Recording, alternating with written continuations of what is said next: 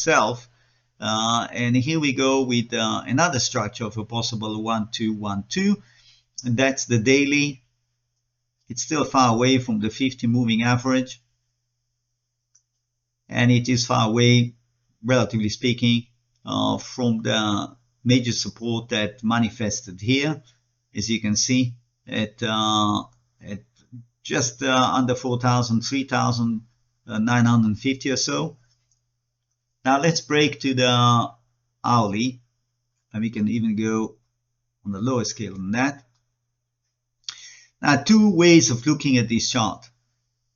One is to conclude that the fourth wave actually ended here. And then there is not big difficulty in seeing 5 legs emanating from this level. So you have an A, B, C, D, E. Fourth wave done. Okay. Coming down, you have an A, B, C, which gives you an A. Okay. And gradually the volatility is subsiding and it goes very quiet. And then you have another surge of volatility. So you take this as a 1, 2, 3, 4, 5, no issue. You have this as wave 1. Should it continue higher, this should be taken as corrective, as a second wave. And I don't see a major problem with that. If that is the case, gold has no business breaking under 4,050. Under this level, that will be too much weakness and will basically suggest that this is probably not a second wave, but it wants to go a lot lower. Okay, how much lower, I don't know, and I'll show you why I can't be sure about that at this point, but it wants to go lower, almost certainly to go to test this support level right here. So it's pretty straightforward. We have a second wave, it's going to find support fairly soon, maybe at 4,075, something like that. That is the 200 moving average on the hourly, and we're going to swing back. We're going to swing back. As soon as it comes back, it retests 4,245. We have a lot of odds on our side, and now I'm taking the role of the bulls. Yeah, we come back, we retest this level. We haven't gone down all that low. We have second wave in place. We come up, that's going to be a third wave. And it is going to signal, as far as I'm concerned, pretty clearly, it's going to retest the previous height, potentially go beyond that, as it is in the process of rolling out a 1, 2, 3, 4, 5. Okay.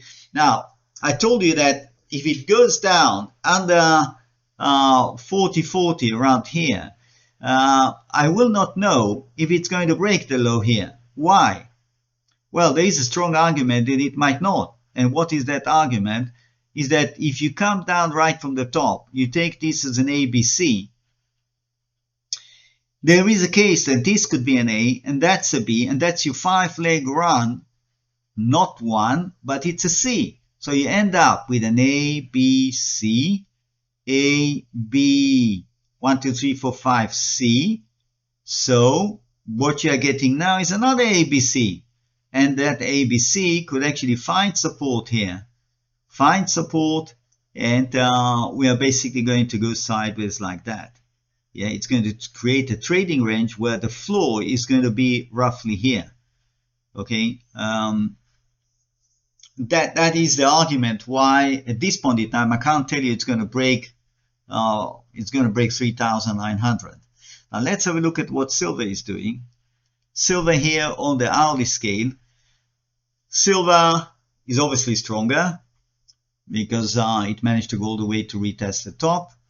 That is the chart of spot silver, and it has not managed to exceed this level, which leaves the door open for an interpretation that would not necessarily be very liked by the bulls, but the interpretation is that technically it's possible, and I'm going to show you what I mean.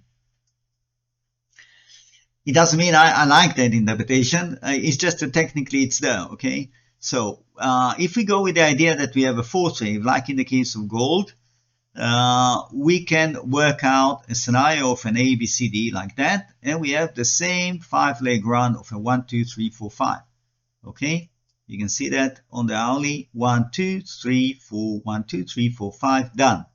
Coming down, we can go even one step further here, and the correction is underway with a 1, 2, 3, 4, 5, A, B, with a tiny B right here, and that's the C.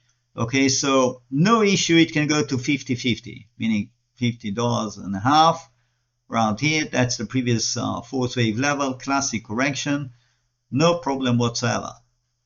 And that would still work very well. That will be your ABC. It'll find support here just above the 200 moving average on the hourly, just above the red line, and it'll swing back.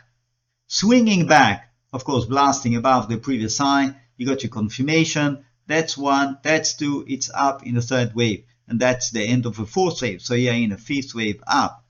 Now, what it should not do, if we are in a bullish scenario, it should not really come and break under 49.50. Here, this line. It breaks through that. That's too much weakness. That doesn't mean it can't recover. I mean, technically, if you want to be a purist here, you can say, well, you know, as long as it doesn't break under this level, which is 47.66, that could be taken as a second wave, and I would still see a third wave emanating from this level. Yes, technically you can say that. But from my experience, practically when a market breaks like that, means the momentum is gone. Momentum is gone. There was too much resistance here. And the other consideration that I must introduce here is that this could be taken as a 1, 2, 3, 4, 5, which means that could be your big A. What happens here, you will be an A, B, C, which is the B, so, or a second wave, and then it calls for a break in silver under this level right here. That's why I think that if it does break the level that I'm indicating here with the blue line, 49.40 or so, that's bad news for the bulls short term. Long term, silver is in a major bull market, no question about that. But for those who are trading it in and out, that's bad news. The best scenario, if it does break 49.40, is that it doesn't come and it breaks the bottom here, but it'll find support and then swing back up, like I explained to you in the case of gold.